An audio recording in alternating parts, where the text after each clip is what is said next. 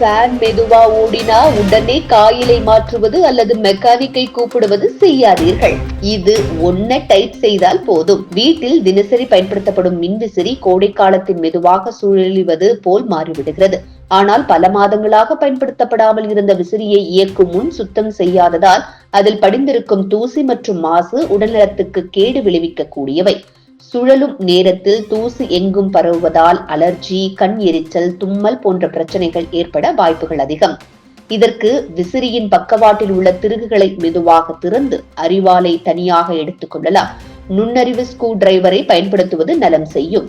அரிவாளை soap தண்ணீரில் 15 நிமிடங்கள் ஊற வைத்து பழைய டூத் பிரஷ் அல்லது மென்மையான ஸ்கிரப்பால் நன்கு துடைக்க வேண்டும். பின்னர் சுத்தமான நீரில் கழுவி நிழலில் உலரவிட வேண்டும். மோட்டார் பகுதிகளில் சிக்கியிருக்கும் தூசை சிறிய வேக்யூம் கிளீனர் அல்லது பிரஷ் பிளேயர் கொண்டு மெதுவாக வெளியேற்றலாம்.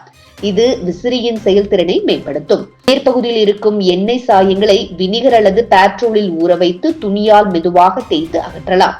விசிறி ஒவ்வொரு முறையும் இயக்கும் போது சுரண்டும் சத்தம் வருகிறது என்றால் அதன் காரணம் உள்ளே சிக்கியிருக்கும் மாசுகளும் எண்ணெய் இழப்புகளும் தான்.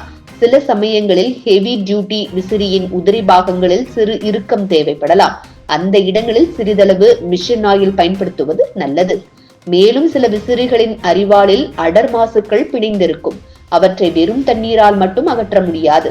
அந்த நேரத்தில் சைலெக்ஸ் கிளீனிங் பவுடர் அல்லது ஹெர்பல் டெட்டர்ஜென்ட் பயன்படுத்தி சுத்தம் செய்யலாம். இது வாசனை தொல்லையின்றி தூசியையும் கரைகளையும் சுலபமாக அகற்றும்.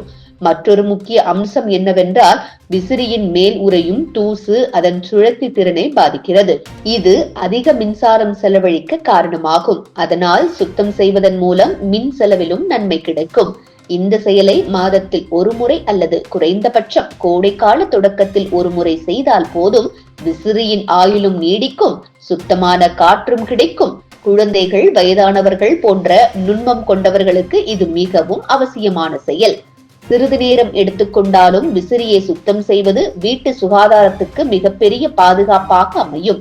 இப்போதாவது அந்த விசிறி தூசியில் சுழலாமல் சுத்தமாக சுழலட்டும்.